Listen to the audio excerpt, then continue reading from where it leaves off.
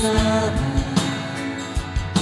자비 베푸소서. 모든 이들 필요해 이 세중에 온유한 열방의 소망.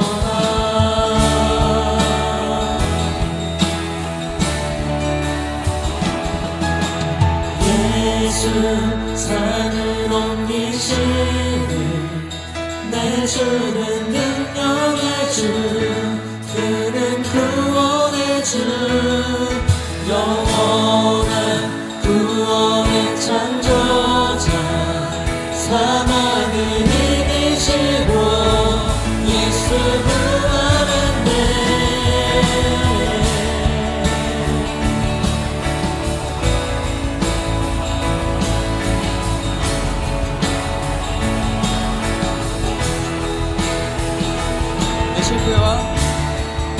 내 실패와 두려움 주가 가주소서. 날 채우소서. 삶을 주께 드려 온전히 주 따르니 주께 순종해.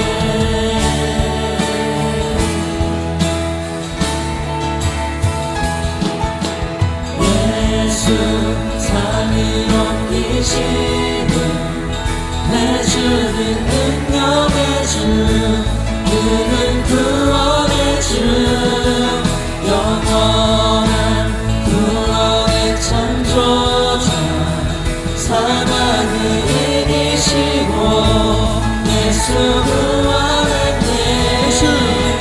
예수 산을 옮기시는 내주는 능력의 주, 그는 구원의 주, 영원한 구원의 창조자, 사망을 이기시고 예수 구하는데.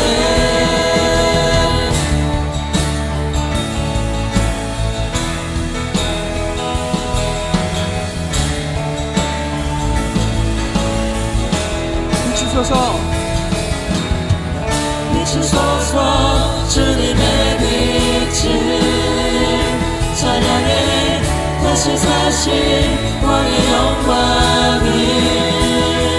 예수 비추소서 주님의 빛을 찬양해 다시 사신 왕의 영광을.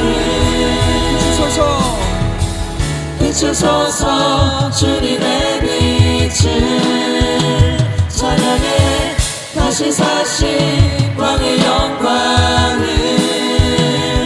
예수 비추소서 주님의 빛을 찬양해 다시 사신 왕의 영광을. 예수 산을 옮기시는 내주는 능력의 주, 그는 구원의 주, 영원한 구원의 창조자, 사랑을 이기시고 예수 구하는데. 예수 산을 옮기시는 내주는 능력의 주, 그는 구원의 주, 영원한 구원의 창조자, 사망을 이기시고 예수 구하는데. 비추소서 주님의 빛을 찬양해 다시 사신 왕의 영광을. 비추소서 주님의 빛을 찬양해 다시 사신 왕의 영광. 마지막으로 비추소서 주님의 빛을 찬양해 다시 사신 왕의 영광을.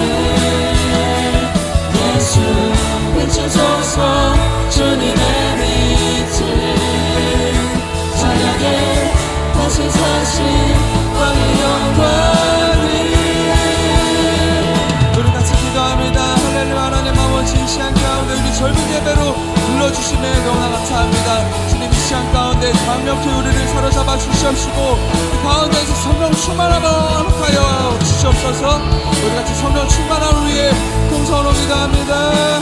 주여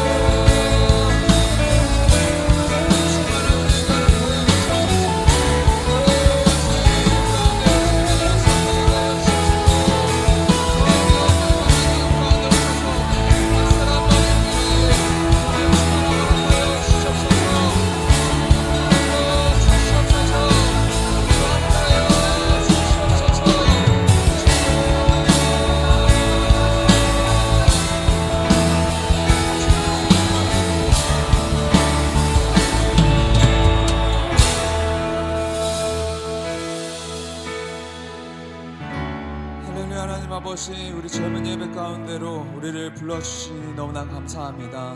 주님 이 시간 가운데 우리와 함께하여 주시옵시고 성령 충만함을 허락하여 주시옵시고 주님의 나라가 선포되는 그 역사가 일어나게 하여 주시옵소서. 이 모든 말씀 살아주신 예수님의 이름으로 기도드렸습니다. 아멘. 할렐루야. 우리 더욱더 큰 기쁨으로 찬양하시겠습니다.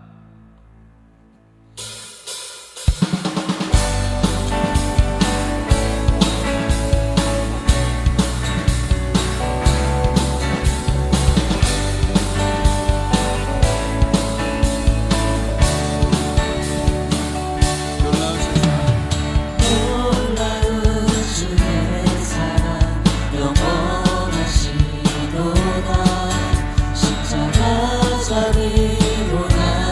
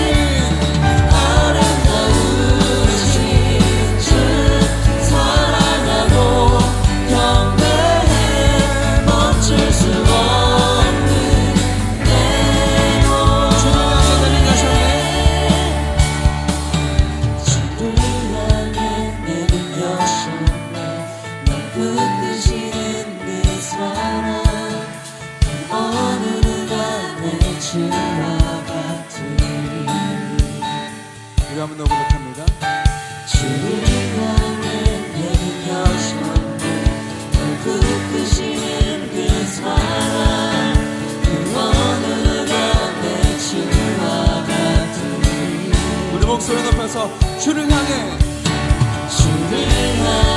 나를 여셨네. 부르시는 그 사랑, 그 어느 누가 내 주와 같으리. 아름다우신 주 사랑하고 경배해.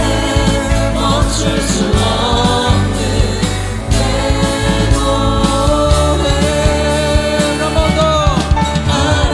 아름다우신 주 사랑하고 경배해.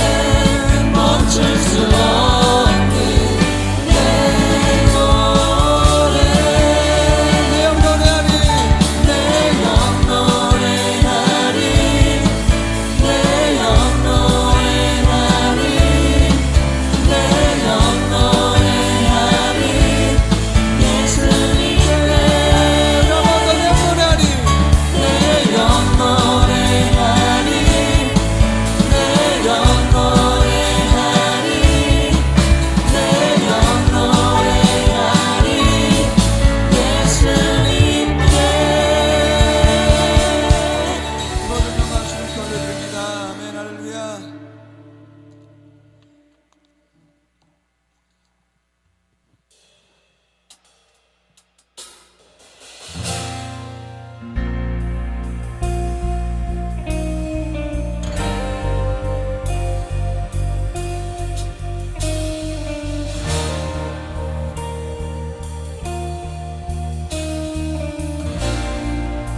내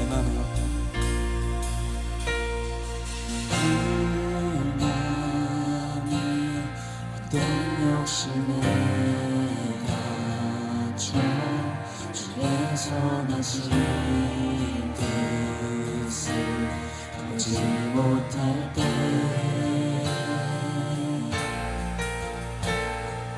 내 맘에 늘 돌이키시고 주의 말씀으로 날 인도하소서.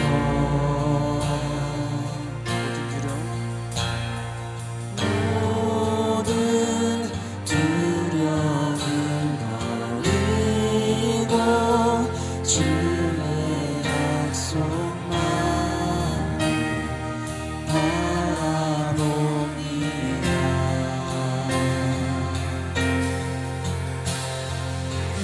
나의 피난처이시는 강대 되신 주만 의지하리라.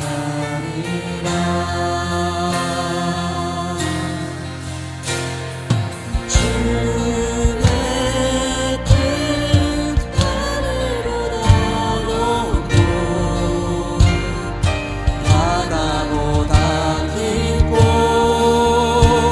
신실하시네.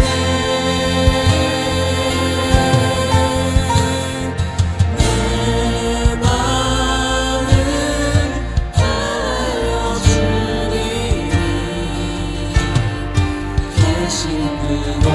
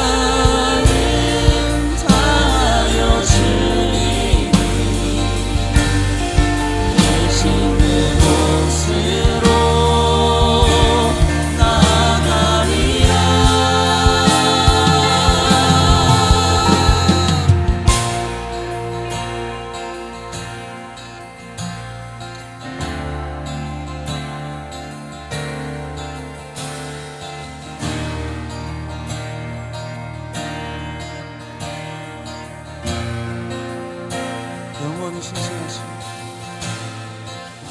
영원히 신실하신 주의 사랑 무엇도 끊을 수 없는 사랑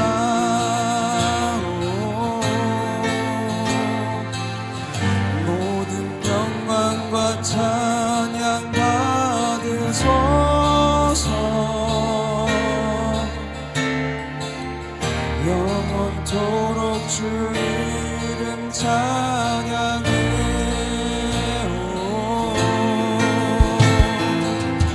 영원히 신실하신 주의 사랑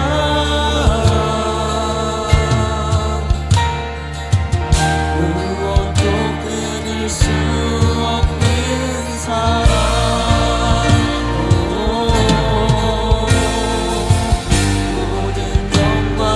찬양 받으소서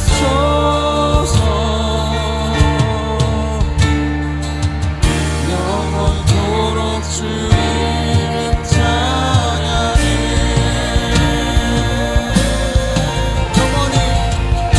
영원히 신실하신 주의 사랑 무엇도 끊을 수 없는 사랑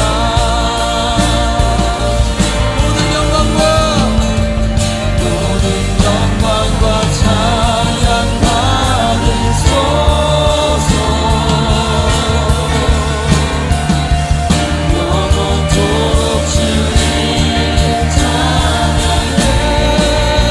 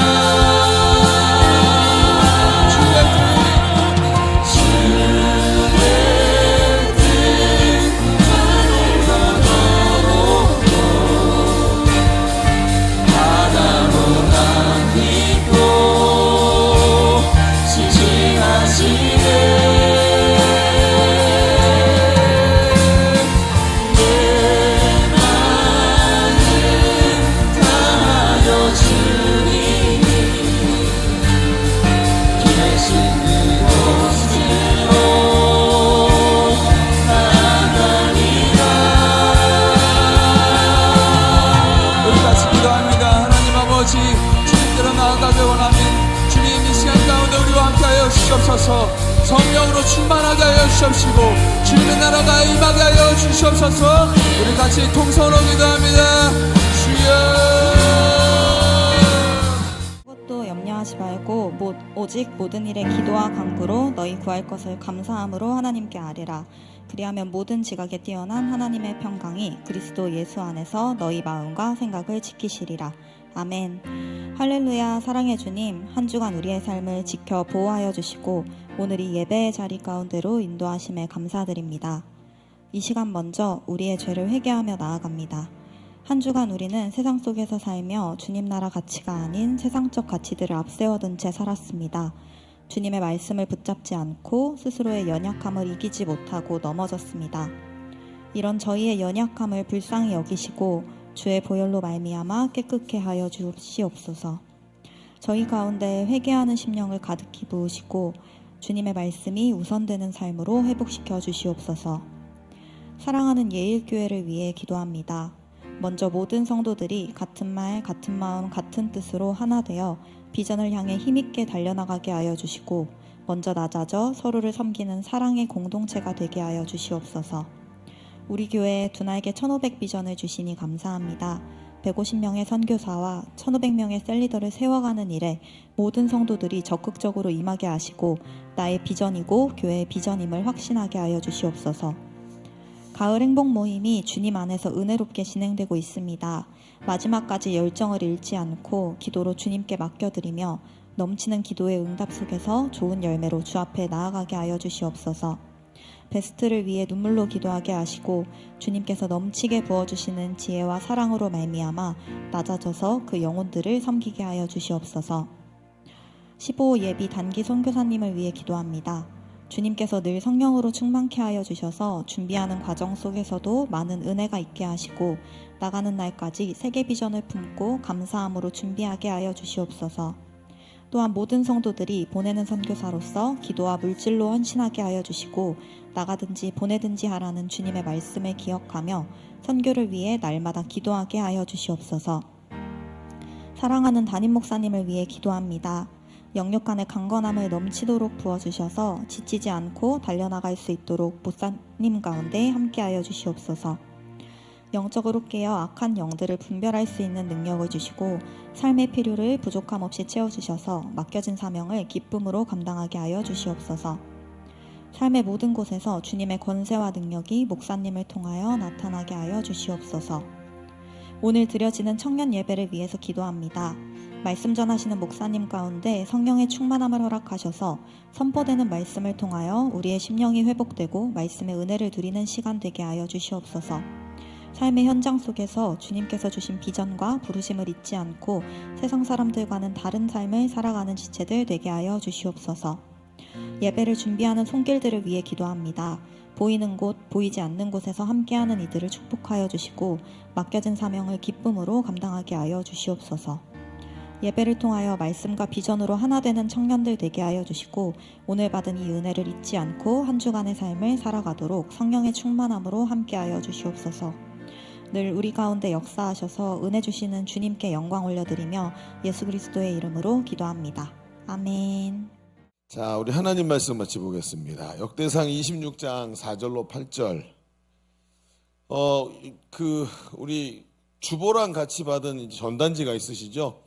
이번 다다음 주 금요일부터 이제 이번 주일 지나서, 그러니까 돌아오는 주일이 아니고 그 다음 주죠. 그 다음 주 금요일 날 맞죠? 맞나요? 날짜가? 맞죠? 이번 주 금요일 말고 다음 주 금요일, 다음 주 금요일부터 이제 시작이 돼요.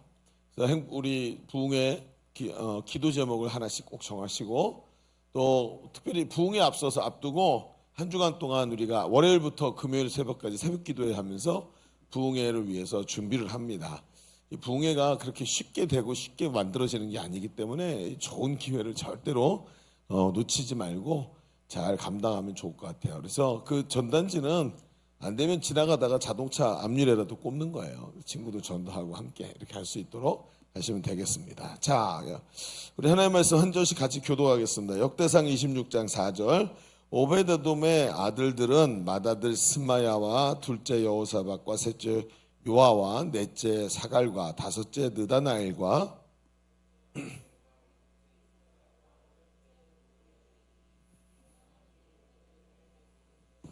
그의 아들 스마야도 두어 아들을 낳았으니 그들의 조상의 가문을 다스리는 자요 큰 용사라.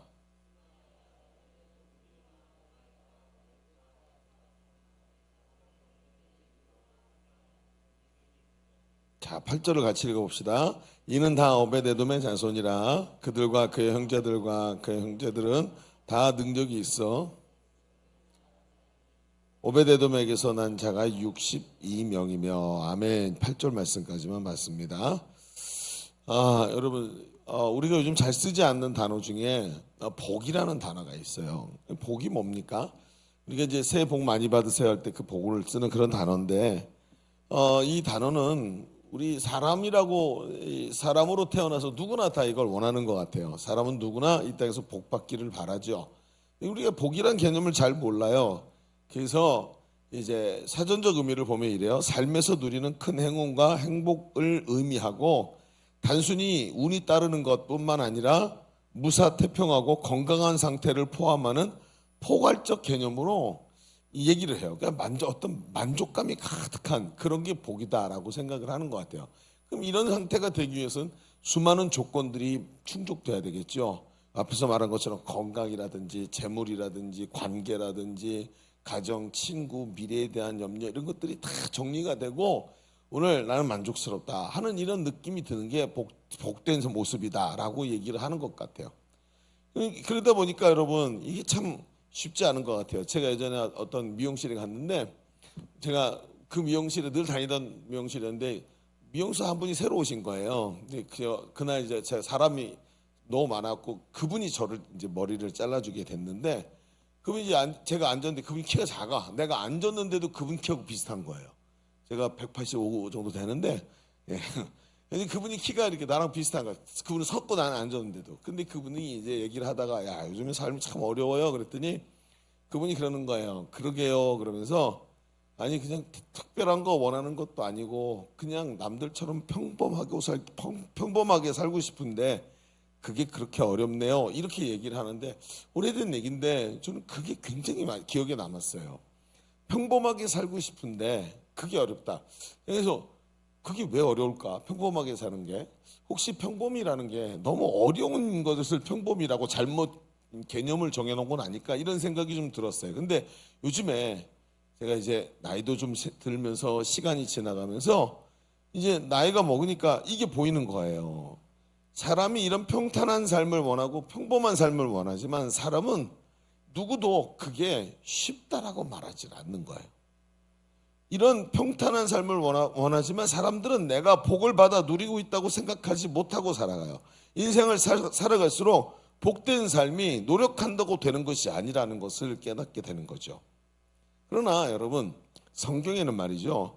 우리가 생각하는 것과 굉장히 다른 얘기가 하나 써 있어요. 민수기 6장 24절에 이런 말씀이 있어요. 자, 같이 읽어볼까요? 시작. 여호와는 내게 복을 주시고 너를 지키시기를 원하며 여호와는 그 얼굴을 내게 비추사 은혜 베푸시기를 원하며 여호와는 그 얼굴을 내게로 향하여 드사 평강 주시기를 원하노라. 여러분 들어보세요. 뭐라고요? 하나님이 너에게 복을 주시고 너를 지키기를 원하신대요. 우리는 세상에서 살면서 평범한 인생, 만족감이 넘치는 복을 받아서 만족스러운 삶을 사는 게 그렇게 어렵구나 하고 느끼는데 성경은 하나님께서 우리에게 복을 주시고 우리를 지키기를 원하신다는 거예요. 그렇다면 여러분 하나님은 그럼 복 주시는 사람 따로 있는가 보다 한번 얘기를 들어봅시다. 하나님은 어떤 사람에게 복을 주실까요? 오늘 우리가 읽은 말씀은 다윗이 성전을 지을 준비를 하죠.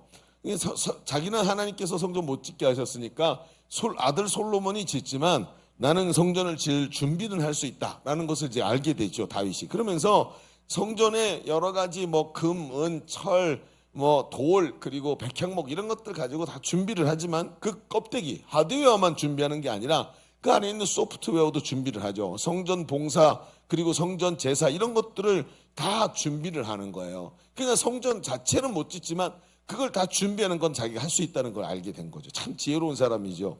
그러면서 그 일을 하는데 보니까 뭘 하냐면 성전 봉사 직분을 임명하는데 레위인, 여러분 12지파 중에 레위 지파 있죠. 그 레위 지파에 속한 레위인은 하나님께서 레위는 내 것이다 그래갖고 하나님의 소유 삼으셨죠. 그래서 레위는 분깃을 주지를 않아요. 그 땅을 나눠주지 않고 하나님의 성전을 섬기면서 거기서 나오는 것을 먹고 살게 했단 말이에요.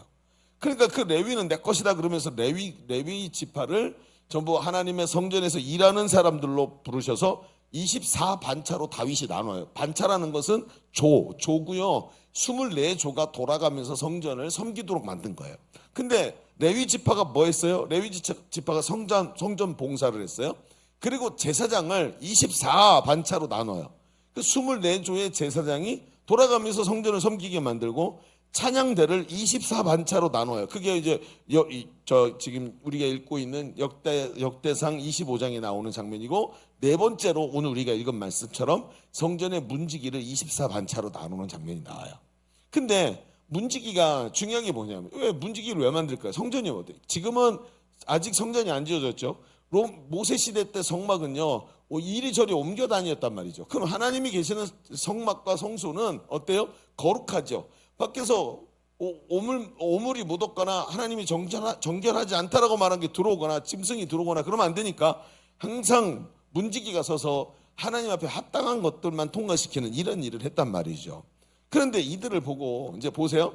여기 레위인의 반차 중에 이런 것들을 하는데 이들이 보니까 오늘 말씀에 고라족 속 사람들이라고 기록을 하고 있어요. 그런데 이 기록이 특이한 것이 유독 이 고라족 속 중에 24반차의 문지기를 하는데 오늘 26장에 이 문지기가 쭉 나오는데 굉장히 많은 부분이 오벳 에돔에게 주목을 하고 있어요. 우리가 읽으면 장면에 오벳 에돔이라는 이름이 3번 나오고요. 그리고 그 속에 나오고 있는 사람들이 전부 누구냐 하면 그 우리가 읽은 많은 이름이 다 누구예요? 오벳 에돔의 7 아들들과 장자인 스마야의 6 아들. 그리고 합쳐서 13명이 나와요, 이름이. 근데 이 모두가 다 그 24반차들에 들어가요. 성경은 이 장면을 말하면서 5절에 아까 우리가 읽었던 역대상 26장 5절에 이렇게 기록을 해. 뭐라고요? 이는 하나님이 어떻게 했다고요? 오벳에돔에게 복을 주셨다는 거예요. 아니 한두 사람도 아니고 오벳에돔의 자식들과 손주들까지 그냥 다 거기에 올라가서 그들에게 거기서 하나님을 섬기는 일을 하게 만들어줬다는 거예요. 자, 성전은 문지기 반차의 명단을 기록하면서 왜 오벳에돔에게 주목하고 있을까요? 심지어 하나님은 오벳에돔에게만 복을 주셨다는 것을 아예 대놓고 기록을 하고 있어요.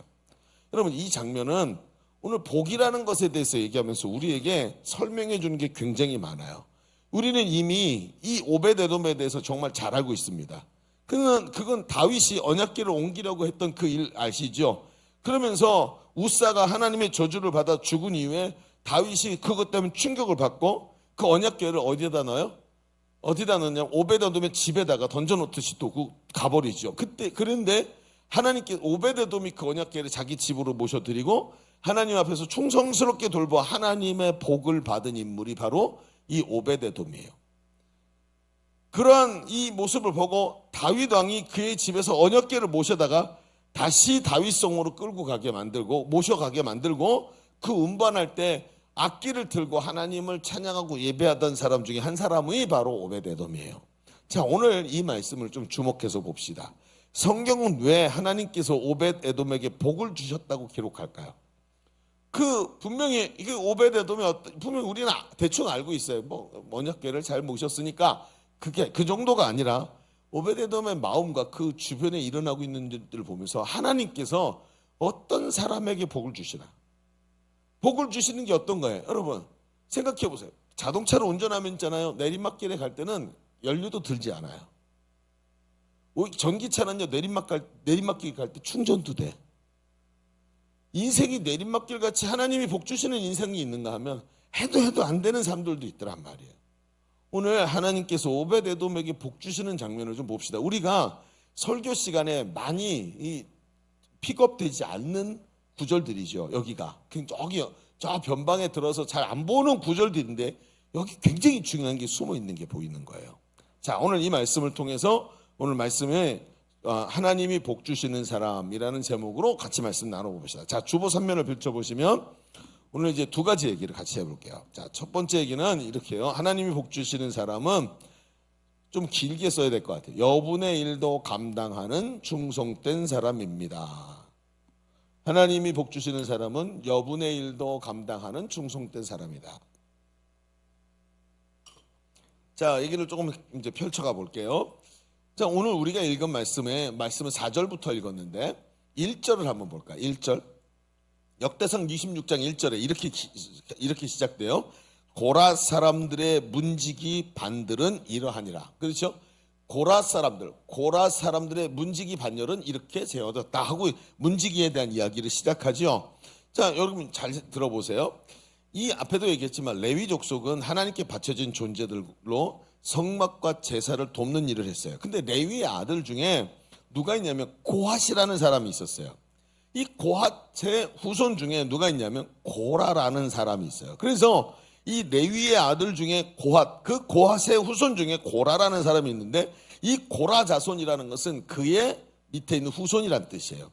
그들은 성소 기구들을 운반하는 일을 모세에게부터 명령을 받아요. 그래서 민수기 3장에 보면 그들이 맡았던 일이 나와요. 고라 자손들이 뭘 했냐면 민수기 3장 31절 보여주세요. 같이 읽어볼까요? 시작. 그들이 맡을 것은 증거궤와 상과 등잔대와 제단들과 성소에서 봉사하는 데 쓰이는 기구들과 휘장과 그것에 쓰는 모든 것이며, 그러니까 성막을 옮겨야 되잖아요. 다 접어서 옮기는데 그때 그걸 하나님이 성막에 거주하셔야 되는데 그걸 아무렇게나 보관해서는 안 되죠.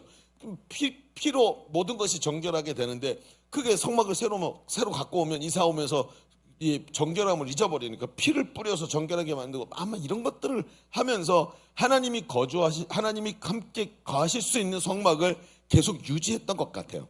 그런데 그 내용들을 보니까 성전 안에 있는 물건들을 정결하게 대하는 방법들을 이들이 했던 것 같아요. 그런데 다윗 시대에 와가지고 보세요. 이미 다윗 시대는 어때요?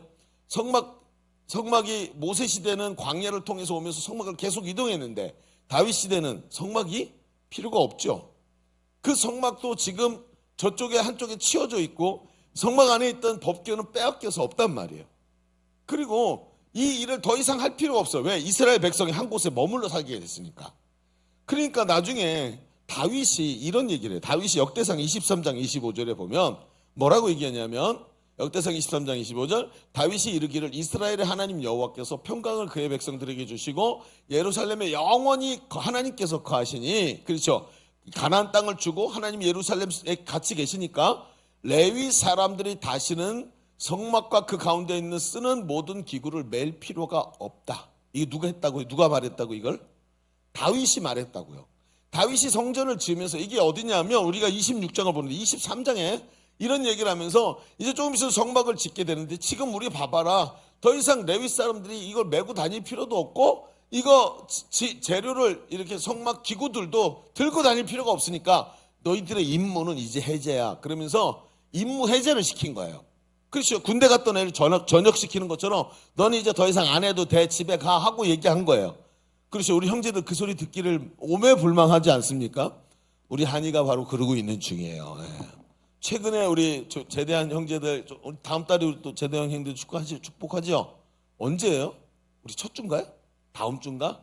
그래요. 다음 주에도 제대한 형제들 축복하는 날이 있는데, 이제 우리 한이도 조금 있으면 제대하면, 그래요. 기대하고 있어요. 기다리고 있어요. 근데 이 다윗이 지금 뭐 하고 있냐면, 다윗이 이들의 임무를 해제시켜 버릴 만큼 이들의 이제 하나님께 받은 사명이 없어진 거예요. 자, 우리가 여기까지 얘기를 하고 우리의 시선을 다시 어디로 가냐면 법궤를 옮기는 장면으로 한번 가봅시다. 우리는 다시 우리의 시선을 다윗이 법궤를 옮기는 시점으로 가보세요. 다윗이 법궤를 다윗성으로 모셔오려고 했는데, 법궤가 어때요? 이미 엘리 제사장 때 전쟁터에 끌고 나갔다가 하나님이 전쟁터에서 우리를 승리케 하신다, 이런 헛된 생각 때문에 자기들은 하나님의 뜻을 행하지도 않으면서 법궤를 끌고 나갔다가 져가지고 블레셋에게 법궤를 뺏기죠. 근데 이 법궤가, 언약궤가 블레셋 땅에 도착하자마자 블레셋 땅에 재앙을 일으키죠. 그랬더니 블레셋 사람들이 뜨거워 그러면서 이 법궤를 다시 돌려보냅니다. 다시 가져가라 그러고 돌려보내는데, 이 법궤가 베세메스를 통과해서 오는데 베세메스에 잠깐 걸렸는데 그곳 사람들이 궁금한 거야. 뭐가 궁금할까요? 저 속에 뭐가 들었을까? 궁금해가지고 그 법궤 안에 뭐가 들었죠? 십계명 돌판하고 아론의 쌍난 지팡이, 만나 같은 항아리, 이렇게 들어있단 말이에요. 근데 그 속에 하나님의 임재가 있기 때문에 절대로 열어보지 않게 돼 있는데, 그걸 열어봤더니 난리가 났어요. 하나님께서 이 베세메스가 법궤를 열었다가 재앙이 쏟아져 갖고 난리가 나죠. 그로 인해서 사람들이 그 얘기를 듣고 두려워해서 그 법궤를 기럇 여아림에 있는 아미나답의 집에다가 던져버려요.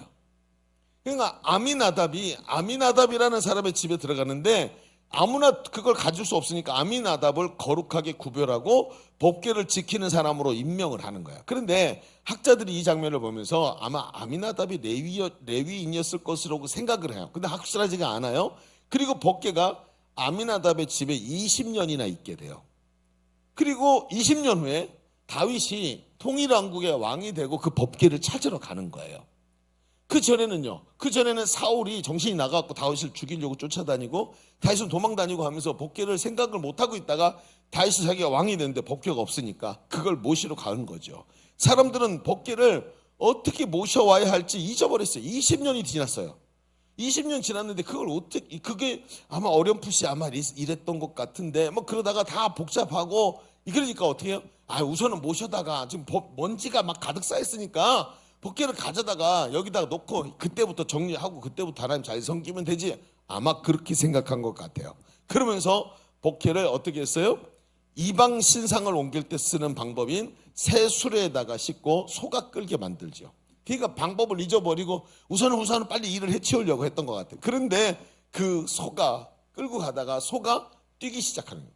소가 뛰니까, 그렇죠, 요즘처럼 차가 좋아서 이렇게 가면 뭐 이렇게 가겠지만 그때 무슨 뭐 서스펜션이 있겠어요? 뭐가 있겠어요? 그러니까 뛰니까 법궤가 덜컹덜컹 하다가 이게 바깥으로 쏟아지려고 하니까 뒤에서 쫓아가던 우사가 손으로 탁 막은 거예요. 근데 이 법궤는요, 제사장 외에는 절대로 매면 안 되는 거거든요. 건드리면 안 되거든요. 그러니까 어떻게 돼요? 우사가 그 자리에서 죽어요. 다윗이 그 모습을 보고 두려움에 빠집니다. 그리고 그 법궤를 다시 그 근처에 있던 오벳 에돔이라는 사람의 집에 두고 와요. 그리고 하나님께서 오벳 에돔의 집에 복을 주시는 장면이 그 다음에 나타나죠. 자, 생각해 봅시다. 여러분, 아이러니하지만 아미나답의 집에 20년이나 법궤를 모셔놨어요. 그렇죠? 근데 하나님이 그를 축복하지를 않아요. 근데 우사, 저 누구예요? 오벳 에돔의 집에 얼마나 있었을까요? 몇 개월이 있었을까요? 근데 오벳 에돔의 집에다가 하나님 엄청난 축복을 부어주시는데 사람들에게 소문이 날 만큼 눈에 보이는 거야. 제가 요즘에 통장 잔고가 좀 올라가나 봐. 그 정도가 아닌 거예요. 양이 새끼를 낳으면 2배씩 많이 낳고요. 뭔가 하면 뭐든지 다 잘 되는 거예요. 바닥에 땅만 산만 꼽으면 우물이 터져. 그러니까 누구든 보면 오벳에돔, 하나님이 지금 오벳에돔을 축복하고 있구나 하는 걸 보게 만들 정도로 하나님 축복을 해주시는 거예요. 자, 생각해 봅시다. 아미나답의 집에 20년 있었는데 오벳에돔의 집에 몇 개월 만에 이런 일이 일어난 이유가 뭘까요? 그렇죠. 우사가 법궤를 다루는 장면을 보면, 아미나답의 아들인 우사가 법궤를 다루는 장면을 보면 알 수 있는 게 있어요. 그는 제사장만 맬 수 있는 하나님의 궤를 자기 멋대로 수레에다 싣고 손으로 받으려고 했단 말이죠. 여러분, 이건 뭘 의미합니까? 지금까지 아미나답이 어떻게 그 20년 동안 법궤를 어떻게 생각했는가를 이걸 통해서 알 수 있게 되는 거예요. 그는 그 법궤를 보면서 자기 집 창고에 먼지가 뽀얗게 쌓인 법궤를 보면서 늘 살았어요. 그러면서 하나님의 임재가 자기 집안에 들어와 있는 것을 소중히 여기지 않았던 거예요. 여러분 한번 생각해 보세요. 여러분 안에 하나님께서 임재해 계십니다. 여러분 아멘입니까? 예수 그리스도 여기 있다 저기 있다 할 것이 너희 안에 있다 그랬고, 내가 영원토록 너희와 항상 함께 있으리라 말씀하셨어요. 우리가 예수를 믿는 순간 예수 그리스도의 영이신 성령께서 우리 안에 임재하셨어요. 여기를 성전 삼고 우리 안에 계시는 줄로 믿습니다. 근데 여러분, 하나님의 임재를 여러분은 어떻게 생각하고 있었습니까? 제가 오늘 이 말씀을 준비하면서 마음에 굉장한 찔림이 있었어요. 저는 모태신앙이고, 저는 신앙생활을 50년을 넘게 했어요. 제가 그 신앙생활을 하면서 내 안에 하나님의 임재가 있는 걸 깨닫기 시작하는데, 그 하나님의 임재가 있는 게 당연한 것, 그리고 그 하나님의 임재를, 내 안에 들어오신 하나님의 임재를 소중하고 귀하게 여기지 아니하고 아미나답의 집처럼 방치하고 있었던 나의 삶이 보일 거예요. 여러분, 그걸 누가 보고 있어요? 아미나답의 아들인 우사와 아효가 보고 있었던 거예요. 여러분, 아미나답은 알고 있었어요. 법궤를 절대로 하나님이 지정하신 레위인들 말고 손대면 절대로 안 된다는 걸. 하나님께서 명령하신 그 일들 말고는 아무나 손대서는 안 된다는 것, 하나님을 소중히 여기고 하나님이 원하시는 방법으로 섬겨야 된다는 것을 그는 알고 있었어요. 그런데 우사와 아효가, 그의 아들들이 그렇게 행동한 것은 머리를 알고 있었지만 그가 하나님을, 자기 집에 와 있는 하나님의 임재를 얼마나 소홀히 여겼는지를 그냥 자명하게 드러내 보여주고 있는 거예요. 저는 말이죠, 저녁 어렸을 때 토요일이 되면 저희 할머니가 한복을 늘 다리시던 기억을 가지고 있어요. 좋은 한복도 아니에요. 그냥 깨끗하게 빠른, 그냥 떨어지지 않은, 해지지 않은 한복이 몇 벌 있으셨는데, 한 2벌 정도 있으셨는데, 그걸 항상 다리셨어요. 왜? 주일날 아침에 그걸 입고 교회를 가시려고. 그리고 그걸 다리시고는요, 반드시 다리미 코드를 뽑은 다음에 그 다리미 남은 열 가지고 지폐, 하나님께 헌금을 드리려고 준비한 지폐를 다리미 판 위에 놓고 그 위에다가 손수건을 하나 덮고 그걸 다리시던 장면들을 저는 지금도 머릿속에 기억하고 있어요. 자, 매주마다 그러셨어요. 저는 그때 철이 없어서 그게 뭘 의미하는지 몰랐어요. 근데 저희 할머니가, 우리 할머니가 예수를 믿고 구원받고 교회 권사님이 되시면서 그 예수 믿는 게 얼마나 귀한 것인지를 본인이 알고 자신이 하나님 앞에 할 수 있는 가장 예의를 갖추고 드릴 수 있는 정성을 거기다 드리고 예배를 준비하던 모습이었다는. 제 아버지가 예수를 먼저 믿으셨어요. 저희 고모가 처음 어렸을 때 교회를 쫄래쫄래 따라갔고, 여자들이 교회를 먼저 가요 항상. 그 다음에 저희 두 분 고모가 먼저 가셨고, 청소년 때 저희 아버지가 가셨고, 한 청년 때쯤, 청년이 될 때쯤 돼서 저희 아버지가 저희 할머니께 전도를 했대요. 어머니, 우리 전부 다 이제 교회 다니는데 어머니도 교회 좀 가시죠 라고 얘기를 했대요. 그때 어머니가 나는 못 간다 그러시더래요. 아니 왜 못 가세요? 그랬더니 입고 갈 옷이 없다 이렇게 말씀하셨대요. 왜? 그 말이 왜 가슴이 아프냐면요, 피난민이에요. 인천에서 그냥 그 수입할 때 쓰는 박스 있죠, 나무 박스를 뜯어서 갖다 던져놓은 걸 갖다가 집을 만든 걸 옛날 일본 말로 학고방이라 그랬어요. 학고방. 그 방에 온 식구가 다 살았어요. 그러니 옷이 없는 게 당연한, 한 벌 가지고 1년 365일을 입고 아침에 일찌감치 다라 하나 들고 나가서 저 연안부두에서 새우젓 하나 가지고 가가지고 새우젓 들고 나가서 하루 종일 새우젓 바가지로 팔고, 그리고 그거 가지고 저녁 때 들어올 때 쌀 요만큼 하고 연탄 한 장 사갖고 들어오는 게 우리 가문이었어요. 그러니까 우리 아버지가 그 얘기를 듣고 너무 가슴이 아프셨던 거예요. 나중에 예수를 믿고 교회 다니시는데 하나님 앞에 입고 갈 한복이 한 벌, 2벌 있다는 게 그렇게 감사한 거였어요. 그래서 날마다 다리셨어요. 매주마다 다리고 하나님께 드릴 많지 않지만 지폐들 중에 자기 일주일 동안 만진 지폐 중에 제일 깨끗한 걸 가지고 와서 그걸 다려가지고 하나님께 드리려고 준비를 하고 계셨던 거예요.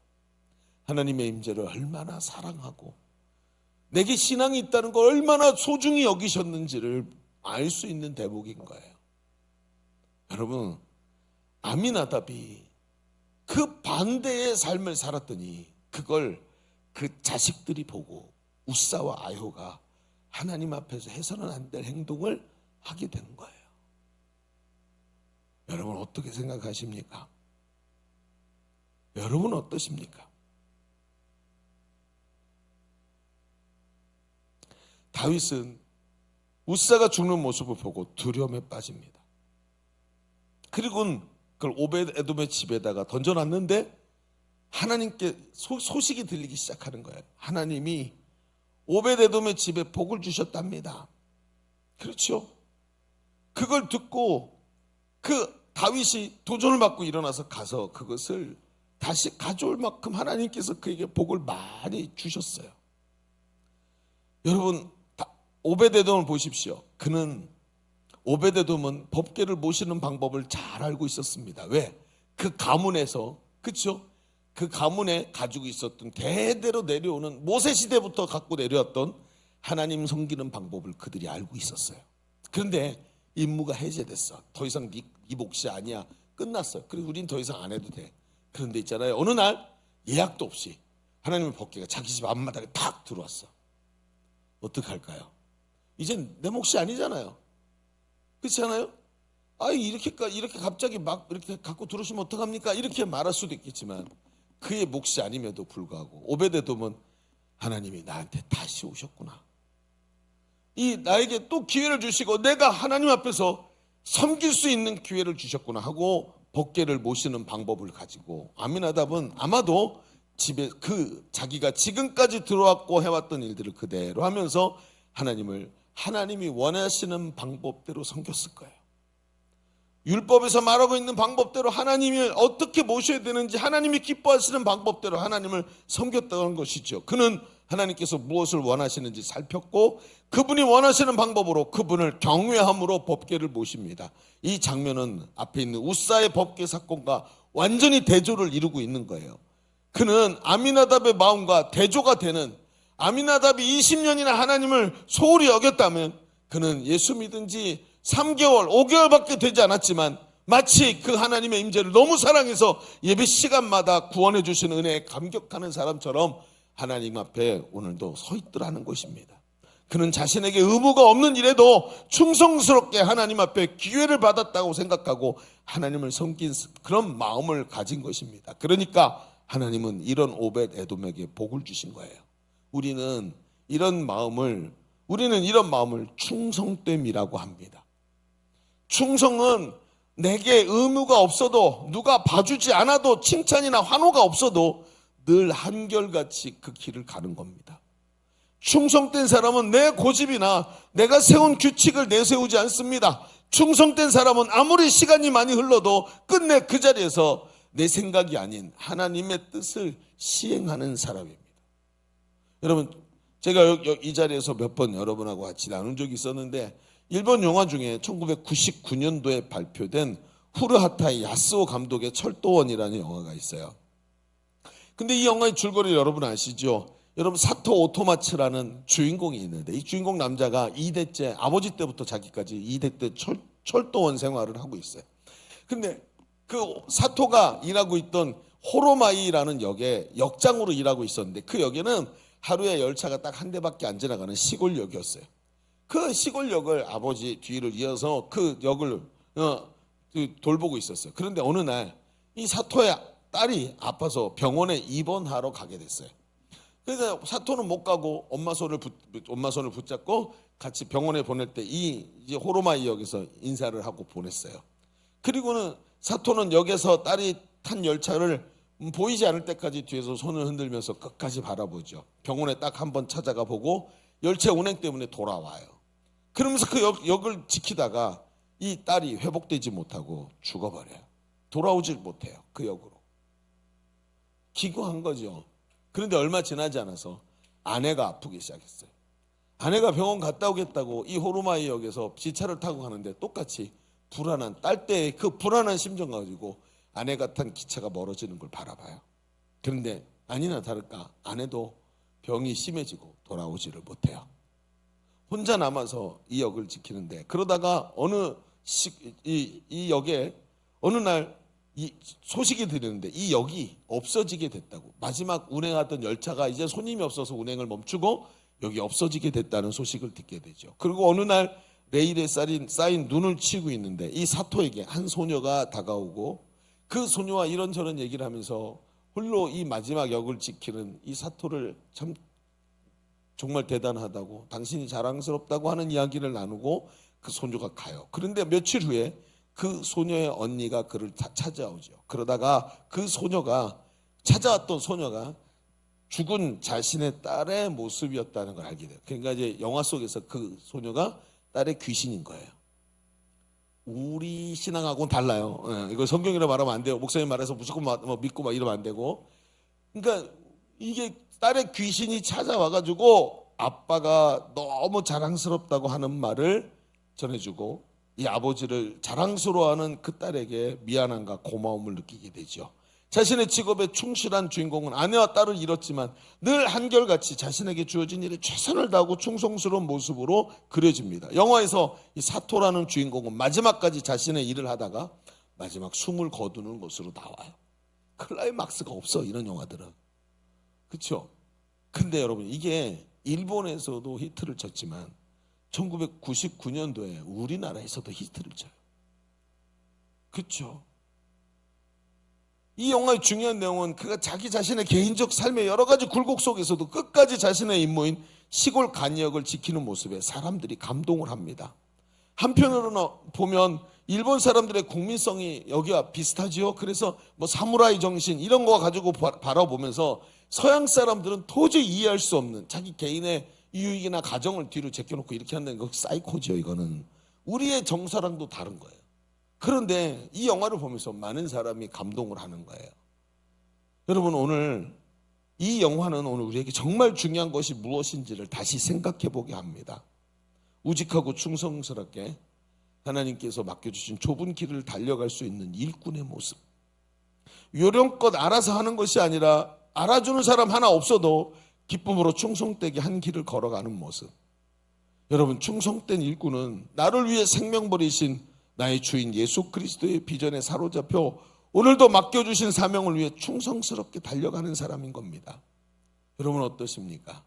만약에 여러분이 편의점 주인이라고 생각해 보십시오. 알바생을 두루 썼는데 A라는 친구는 조금씩 늦게 와.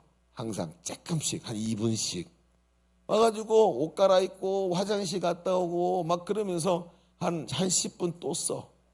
그리고는 집에 갈 때도 미리 한 30분 전부터 집에 갈 준비를 하고 집에 가면 뒤에 쓰레기 정리면 하나도 안 해놓고 싹 사라져버려.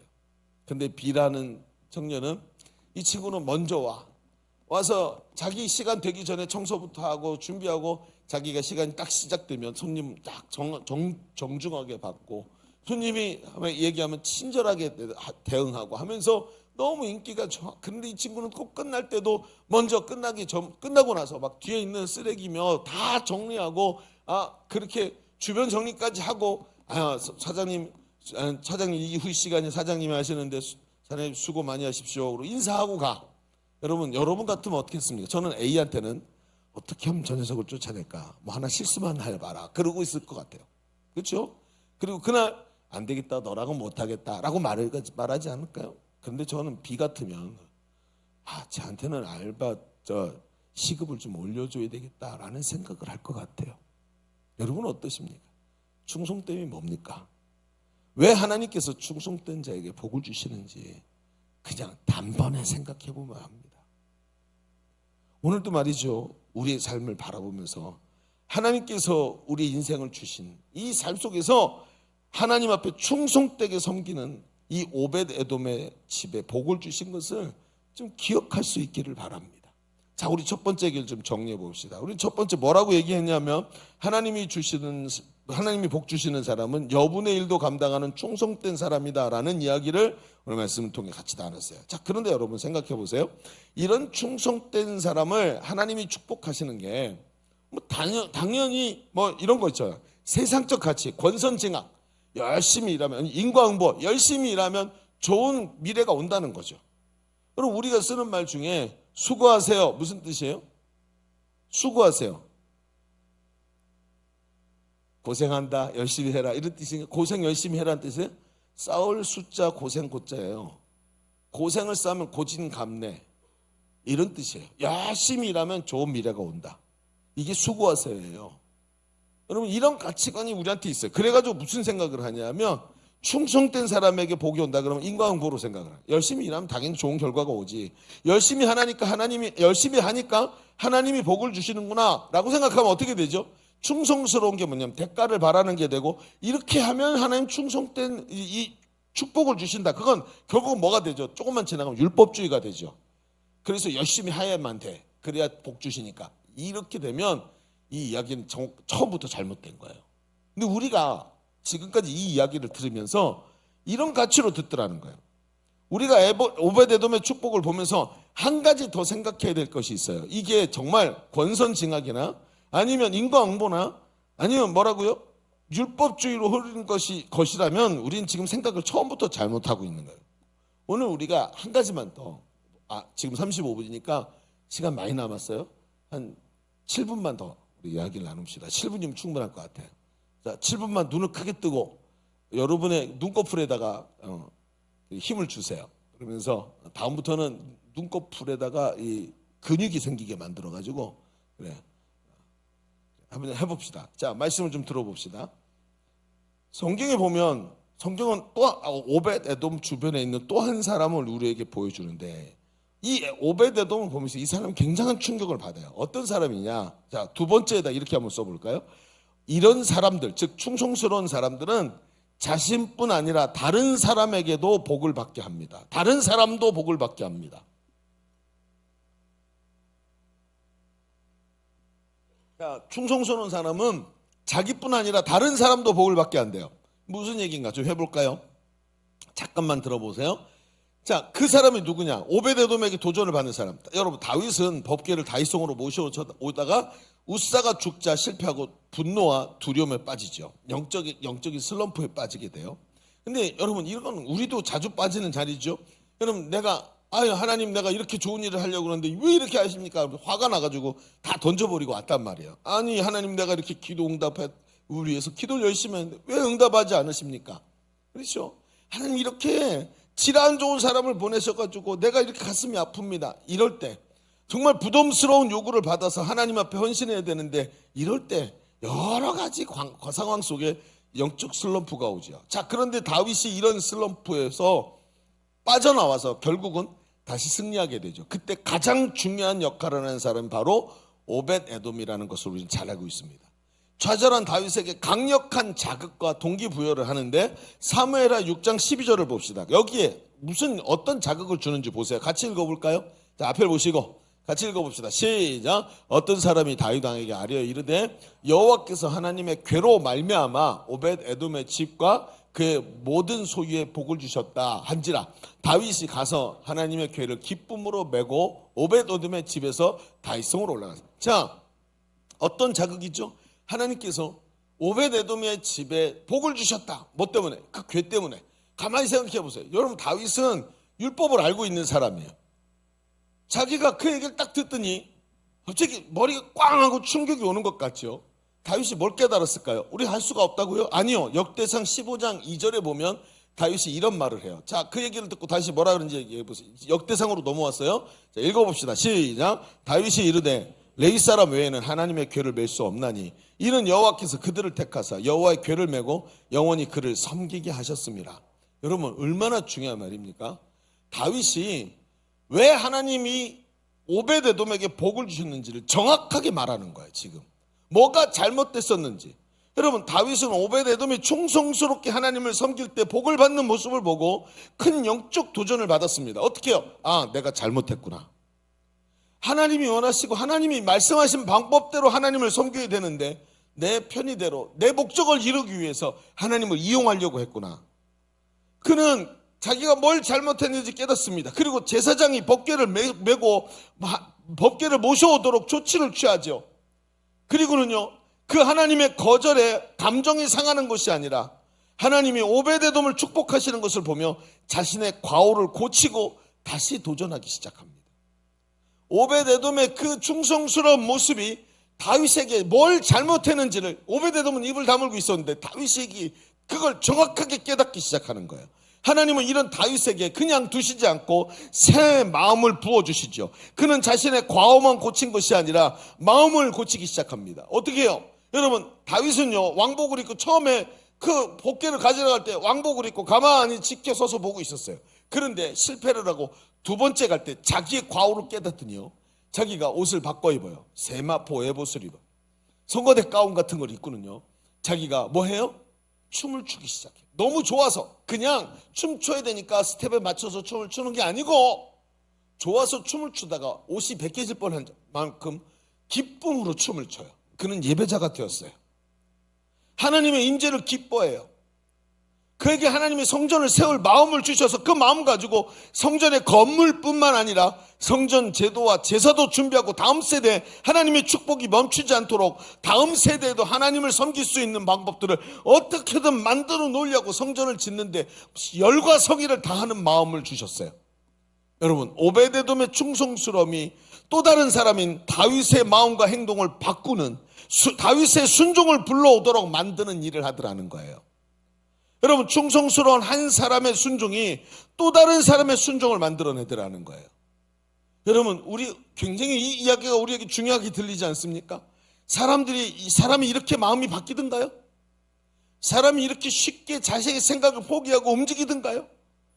그런데 오벳에돔의 이 충성스러운 모습을 보고는 눈으로 보고 받은 충격 때문에 삶이 바뀌기 시작하고 행동과 마음마저 바뀌도록 만들어내더라는 거예요.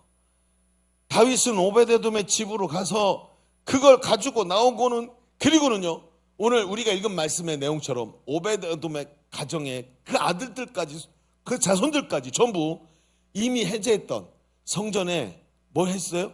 성전의 기구들을 만지는 일을 해제시켰죠. 근데 성전 기구들을 옮길 일은 없으니까 그럼 이 사람들 어떻게 할까요? 문지기로 다시 세우는 거예요. 성전 문지기로. 그리고 평생 아니 자손 대대로 하나님 앞에서 설 수 있는 사람들로 삼아주는 거예요. 여러분 한번 생각해 보세요. 충성됨이 복받는 기준을 넘어서기 시작합니다. 어떻게 해요? 성경을 깊이 묵상하면 오벳 에돔과 다윗이 이 두 사람이 흐름이 같다는 것을 금방 깨닫게 됩니다. 이 두 사람이 굉장히 닮았다. 어떻게 해요? 그들은 둘 다 단순한 기계적인 충성스러움이나 율법을 잘 지켜서 복을 받는 율법주의에 빠져 있지를 않아요. 그러면 뭡니까? 기계적 충성스러움, 시키는 대로 그대로 하면 되니까 이런 게 아니라는 거예요. 그럼 뭐죠? 이 두 사람의 공통점이 뭐냐 하면 마음의 민첩함이더라. 마음이 민첩해. 거기서 나오는 충성스러움이 두 사람에게 있더라고요. 마음이 민첩한 사람은 자기 생각을 고수하지 않습니다. 뭔가 내가 잘못되었다면 빠르게 고칩니다. 마음이 민첩한 사람은 자기 원칙이 있지만 하나님의 뜻에 자기 원칙을 대입하지 않고 하나님의 뜻에 따라 자기 원칙을 내려놓기도 합니다. 마음이 민첩한 사람은 지금까지 평생 살아오면서 내가 이렇게 살았다는 자기 경험, 그게 오늘 잘못된 것이 있다면 미련하게 마음이 간단하게 굳은 마음 가지고 나는 평생 이렇게 살았으니까 하나님이 나한테 맞추세요 이렇게 말하지 않고 자기의 경험들을 다 내려놓고 하나님께서 말씀하시는 것으로 빠르게 움직입니다. 그러나 마음이 굳은 사람들의 특징이 뭔지 아십니까? 그 첫 번째가 고집스러움입니다. 오늘 나의 삶의 자세나 성향을 절대로 포기하지를 않아요. 내 계획을 절대로 바꾸지를 않아요. 하나님을 포기하더라도 내 계획을 고수해요. 그러니까 여러분 생각해 보세요. 20년을 그 집에 있었지만 하나님이 그와 함께 하시지 않는 거예요. 제 신앙생활에 대한 여러분 회의감이 들어왔어요. 오늘 이 말씀이 저의 신앙생활을 꼬집었던 이유가 이거예요. 다윗이 얼마나 빠르게 자신의 감정을 바꾸는지 보십시오. 오벳에돔이 얼마나 빠르게 자기 집 마당 앞에 딱 떨어져 있는 저 법궤를 보자마자 하나님이 나에게 주신 새로운 기회구나 하고 받아들이는 모습을 보십시오. 우리는 내 감정에 너무 충실해요. 왜? 우리 시대가 세상에 너보다 중요한 게 없어라고 하는 말을 수도 없이 해왔기 때문이에요.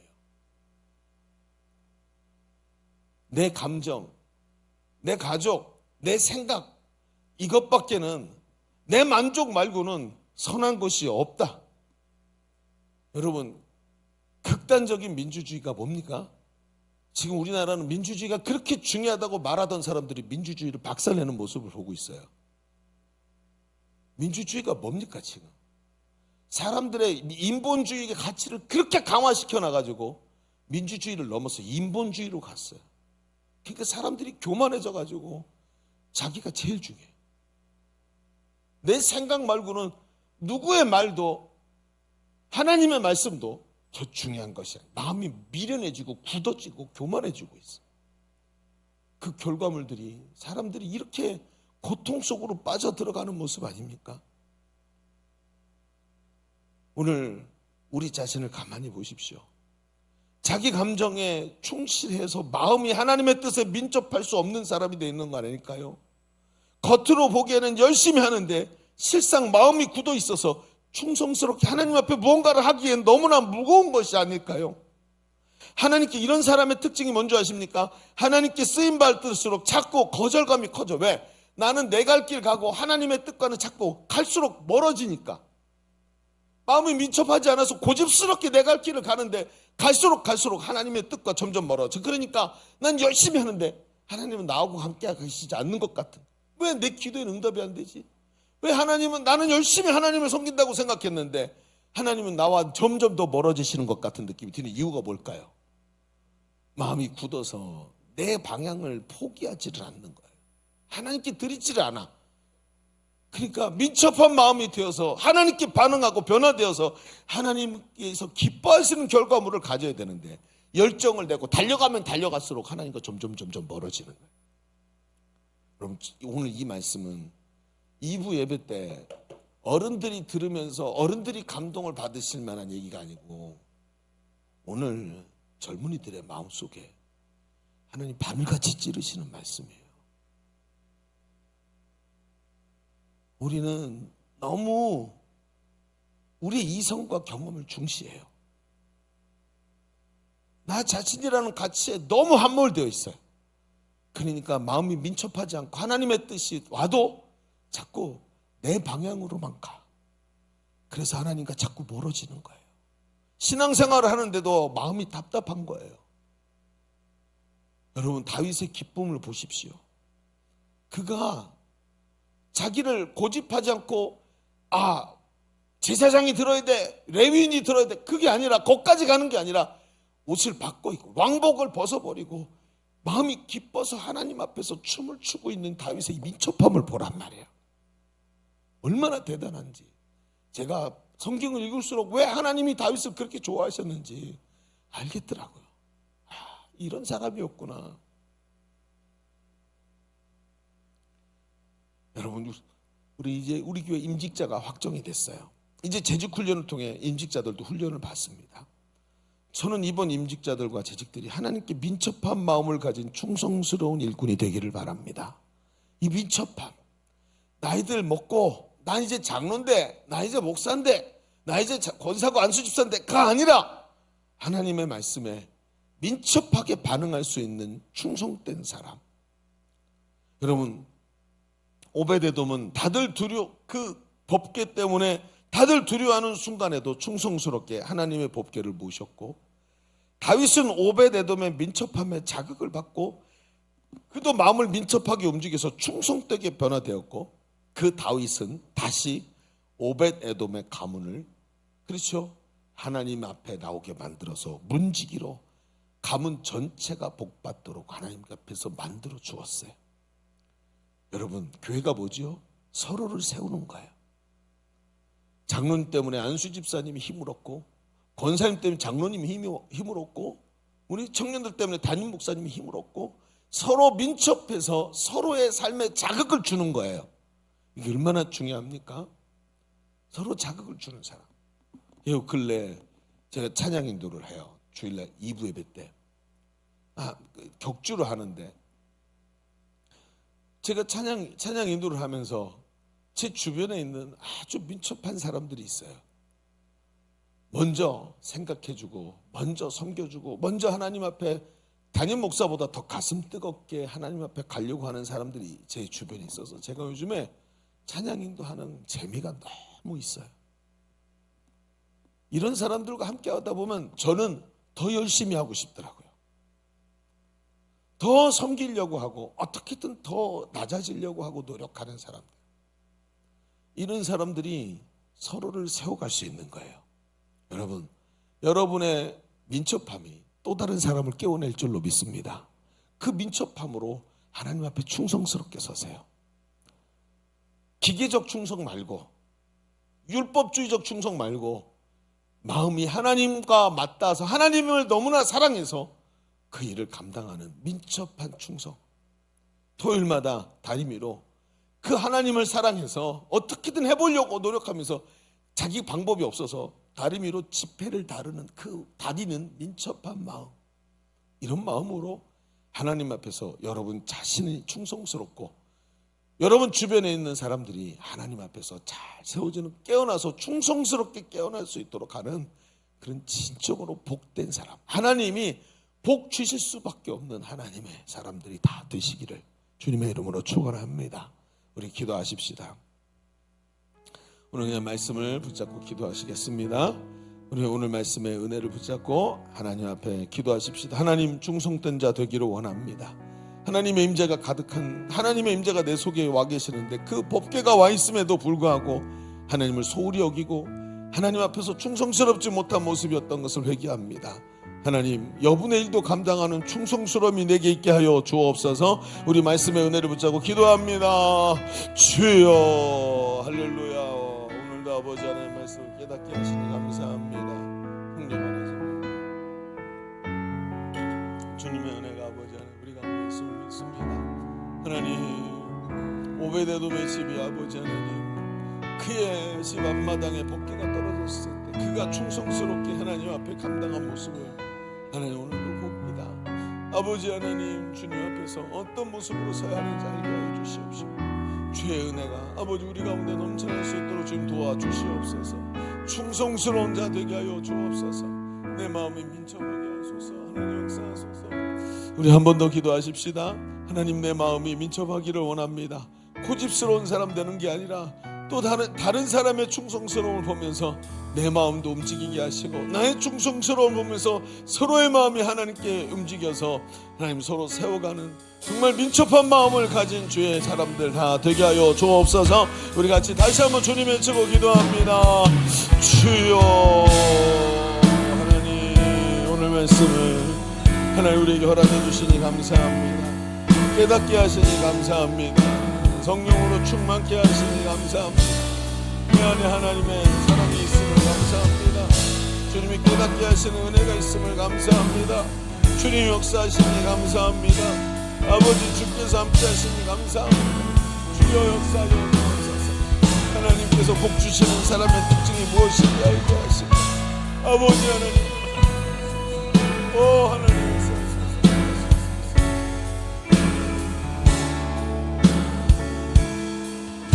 하나님 감사합니다. 오늘 말씀이 귀에 들리게 하시고 하나님께서 복 주시던 사람들의 모습들이 보이게 하시니 감사합니다. 그저 내 삶을 살아간다고 생각했지만 어느 날 보니까 나 자신만을 위해서 살고 하나님의 뜻과는 상관없이 마음이 굳어서 충성스럽지 못한 모습으로 주 앞에 섰던 것을 주님 앞에 회개합니다. 하나님 시대를 담지 말고 우리 주님의 마음을 깊이 있게 해라. 주 앞에서 충성스럽게 감당하는 자 되게 하여 주옵소서. 우리의 모습이 하나님 앞에 무지하고 마음이 굳어있는 사람이 아니라 민첩한 심령을 가지고 하나님의 뜻에 합당한 자로 날마다 자신을 변화시키고 서로를 향해 귀한 자극들을 주면서 서로 귀하게 세워가는 우리 정령 공동체 되게 하여 주옵소서. 하나님 함께 하심을 감사드리며 예수님의 이름으로 기도하옵나이다. 아멘. 우리 하나님께 감사를 박수로 올려드립니다. 아멘.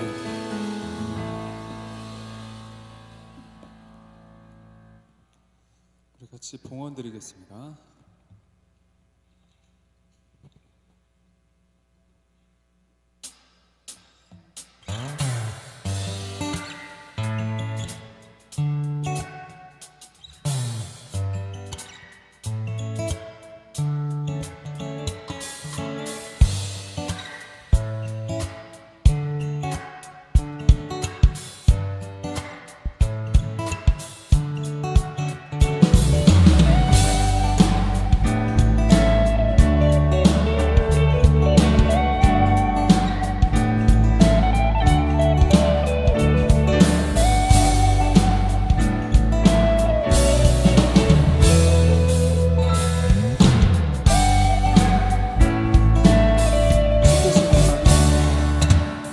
주께서 내 맘에 두신 기쁨은 이 세상 즐거움 비교할 수 없네. 잠깐 있다 사라질 세상의 것과 다른 그 기쁨은 날마다 커져나가네. 주께서 내 맘에 두신 기쁨은 이 세상 즐거움 비교할 수 없네. 잠깐 있다 사라질 세상의 것과 다른 그 기쁨은 날마다 퍼져나가네. 주가 주신 평안이 내 맘에 있어. 주를 향한 찬양이 넘쳐 흐르네. 나를 안전하게 돌보시는 나의 주 하나님. 주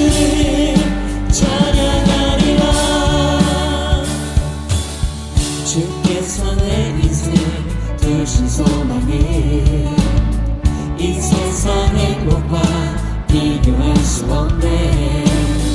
어둠 속에 사라진 세상의 것과 다른 그 소망은 날마다 퍼져나가네. 주께서 내 곁에 두신 소망은 이 세상 행복과 비교할 수 없네. 어둠 속에 사라질 세상의 것과 다른 그 소망은 날마다 퍼져나가네. 주가 주신 평안이 내 맘에 있어. 주를 향한 찬양이 넘쳐 흐르네. 나를 안전하게 돌보시네. 나의 주 하나님 주를 찬양하리라. 주가 주신 평안이 내 맘에 있어. 주를 향한 찬양이 넘쳐 흐르네. 나를 안전하게 돌보시네. 나의 주 하나님 주를 찬양하리라. 주가 주신 평안이 내 맘에 있어. 주를 향한 찬양이 넘쳐 흐르네. 나를 안전하게 돌보시네. 나의 주 하나님 주를 찬양하리라.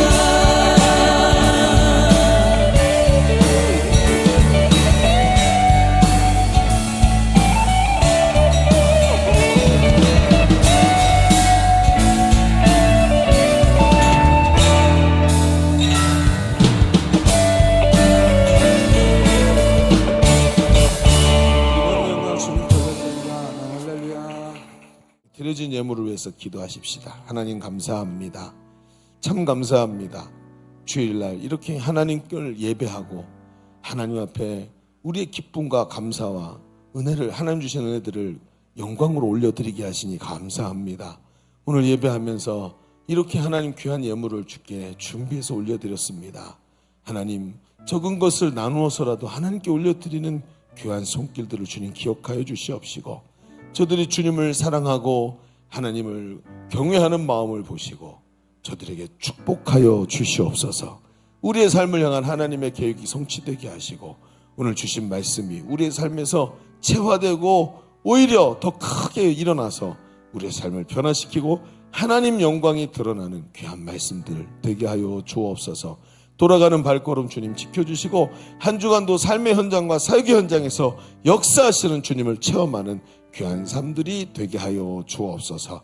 하나님께 감사드리며, 이제는 우리 구주 예수 그리스도의 은혜와 아버지 하나님의 지극하시고 만극하신 사랑하심과 성령님이 내주하셔서 우리 가운데 함께 하시는 은혜가 오늘 모여 예배하는 모든 젊은이들 머리머리 위에, 우리의 삶의 현장과 하나님께서 예비하시는 복된 미래 위에, 주님이 핏값으로 사신 주의 몸된 교회와 지금도 신음하는 이 나라의 민족 위에 이제로부터 영원토록 함께 계실지어다.